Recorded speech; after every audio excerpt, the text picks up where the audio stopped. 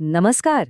आज आपण बोलणार आहोत सरोजिनी नायडू यांच्या एका खूपच सुंदर कवितेबद्दल, इंडियन वीवर्स, म्हणजेच भारतीय विणकर.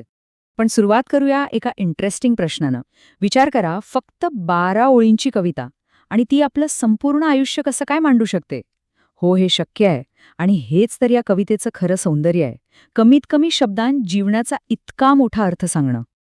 तर ही अप्रतिम कविता लिहिली आहे सरोजिनी नायडूंनी. त्यांना भारताची कोकिळा असंही म्हटलं जातं, माहितीये? आणि त्या फक्त एक कवयित्री नव्हत्या, तर एक राजकीय कार्यकर्त्या आणि स्वातंत्र्य लढ्यातलं एक मोठं नाव होत्या. त्यांच्या कविता वाचल्या की कळतं की त्यांचं जीवनाकडे बघणं किती सखोल होतं. या कवितेची मूळ कल्पना म्हणजे सेंट्रल आयडिया खूपच भारी आहे. विचार करा, दिवसाच्या 3 वेगवेगळ्या वेळा, विणकरांनी विणलेले 3 खास कपडे आणि या सगळ्याला जोडलंय मानवी आयुष्याच्या 3 महत्वाच्या टप्प्यांशी: जन्म, तारुण्य आणि मृत्यू. हे कनेक्शन कसं जुळून आलंय तेच आपण आता बघणार आहोत. ठीक आहे, मग सुरुवात करूया कवितेच्या, आणि अर्थातच आपल्या जीवनाच्या पहिल्या टप्प्यापासून. एका लहान मुलासाठी विणलेलं वस्त्र. कविता सुरू होते दिवसाच्या अगदी सुरुवातीला, म्हणजे पहाटे. कवयित्री विणकरांना विचारतात, अरे, तुम्ही इतकं सुंदर, इतकं आनंदी वस्त्र का विणताय? आणि त्यांचं उत्तर अगदी साधं पण खूप खोल अर्थाचं आहे. ते म्हणतात, आम्ही एका नुकत्याच जन्मलेल्या बाळासाठी कपडे विणतोय, जे त्या जंगली किंगफिशर पक्षाच्या पंखांसारखं निळशार आहे. इथलं प्रतीक म्हणजे सिम्बॉलिझम एकदम स्पष्ट आहे, नाही का? दिवसाची सुरुवात म्हणजे नव्या आयुष्याची सुरुवात. नवजात बाळाचे कपडे म्हणजे तो नवा जीव. आणि यातूनच आपल्यासमोर येतो जीवनाचा पहिला टप्पा, जन्म किंवा बालपण. आणि हो, यात वापरलेला निळा रंग, तो तर खूपच महत्वाचा आहे. हा रंग काय दर्शवतो? नव्या आयुष्याच्या आशा, नवी स्वप्न, एका उज्ज्वल भविष्याच्या अपेक्षा. सगळं कसं ताजतवानं आणि उत्साहाने भरलेलं असतं ना अगदी सुरुवातीला, तसंच काहीसं. कवितेत एक शब्द आलाय, हॅल्सियन. हॅल्सियन म्हणजे एक प्रकारचा किंगफिशर पक्षी, जो त्याच्या चमकदार रंगीबेरंगी पंखांसाठी ओळखला जातो. ही जी उपमा दिली आहे ना, त्यामुळे त्या निळ्या वस्त्राचं सौंदर्य आणि त्यातला तो आनंद अजूनच खुलून दिसतो. चला, आता वळूया आयुष्याच्या दुसऱ्या आणि म्हणायला गेलं तर सगळ्यात उत्साही टप्प्याकडे. एका राणीसाठी विणलेलं लग्नाचं वस्त्र. आता बघा, वेळ बदलली आहे. दिवस मावळतोय, रात्र पडायला लागली आहे. कवयित्री परत विणकरांना तोच प्रश्न विचारतात. आता तुम्ही इतकं तेजस्वी, इतकं चमकदार वस्त्र का विणताय? आणि ह्यावेळी त्यांचं उत्तर आहे, आम्ही एका राणीसाठी तिच्या लग्नाचा पोशाख विणतोय, जो मोराच्या पिसाळ्यासारखा जांभळा आणि हिरवा आहे.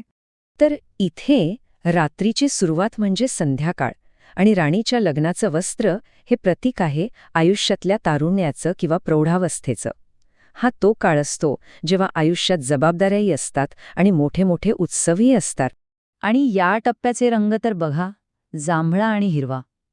हे तेजस्वी रंग तारुण्यातला उत्साह, प्रेम, उत्कटता या सगळ्या भावना दाखवतात. नाही म्हटलं तरी हाच तर आयुष्यातला सगळ्यात रंगीबेरंगी आणि चमकदार काळ असतो, नाही का? कवितेत प्ल्यूम्स असा एक शब्द आहे. प्ल्यूम्स म्हणजे मोराची ती सुंदर मऊ सजावटीची पिसं. आणि या उपमेमुळे त्या लग्नाच्या वस्त्राचं सौंदर्य आणि त्याचं महत्त्व आणखीनच अधोरेखित होतं. आणि आता आपण वळतोय जीवनाच्या अंतिम तिसऱ्या टप्प्याकडे. एका मृत व्यक्तीसाठी विणलेलं कफन. यावेळी मात्र वातावरण पूर्णपणे बदललेलं आहे. विणकर एकदम शांत, गंभीर आहेत. कवयित्री त्यांना विचारतात, ह्या अशा थंडगार चांदण्या रात्री तुम्ही काय विणत आहात? आणि उत्तर येतं, पिसासारखं पांढरं शुभ्र, ढगासारखं पांढरं, आम्ही एका मृत व्यक्तीसाठी त्याचं कफन विणतोय. इथे आपल्याला जीवनाचा शेवटचा टप्पा दिसतो. थंडगार चांदणं हे शांततेचं आणि सगळ्याच्या अंताचं प्रतीक आहे.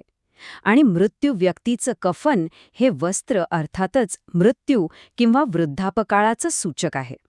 या टप्प्यावर वापरलेला पांढरा रंग तो रंगहीनतेचं, भावनाशून्यतेचं आणि शांतीचं प्रतीक आहे. पिसासारखं पांढरं आणि ढगासारखं पांढरं ह्या ज्या उपमा आहेत त्या जीवनाच्या अंताची गंभीरता आणि त्याचवेळी त्याचा हलकेपणा दाखवतात. कवितेतल्या श्राऊड या शब्दाचा अर्थ होतो कफन, म्हणजे मृत व्यक्तीला दफन करण्याआधी ज्या वस्त्रात गुंडाळलं जातं ते वस्त्र.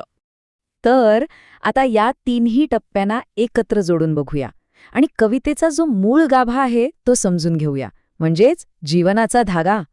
म्हणजे बघा, किती सुंदर प्रवास आहे हा, जो विणकरांच्या कामातून दिसतोय. सुरुवात होते पहाटे, निळ्या वस्त्राने. त्यानंतर येते संध्याकाळ, तेजस्वी रंगांच्या लग्नाच्या वस्त्रातून तारुण्याचा उत्सव. आणि शेवट होतो रात्रीच्या शांततेत, पांढऱ्या शुभ्र कफनाने. विणकाम किती साधं रोजचं काम आहे, नाही का? पण याच साध्या कामातून ही कविता मानवी जीवनाचं संपूर्ण चक्र किती प्रभावीपणे मांडते, हेच तिचं खरं वैशिष्ट्य आहे. हे विणकर जणू काही नियतीचं म्हणजे डेस्टिनीचं प्रतीक आहेत. ते जीवनाच्या प्रत्येक टप्प्यासाठी एक वस्त्र विणतात आणि त्यातून जीवनाचं हे चक्र अविरतपणे न थांबता सुरूच राहतं. आणि जाता जाता एक विचार सोडून जातो. या विणकरांप्रमाणेच आपल्या प्रत्येकाच्या आयुष्याची एक गोष्ट विणली जाते, नाही का? मग विचार करा, आपल्या या आयुष्याच्या कथेत कोणते धागे विणले जात आहेत आणि कोणते रंग आहेत जे या आपल्या कथेला अधिक अर्थपूर्ण आणि तेजस्वी बनवत आहेत.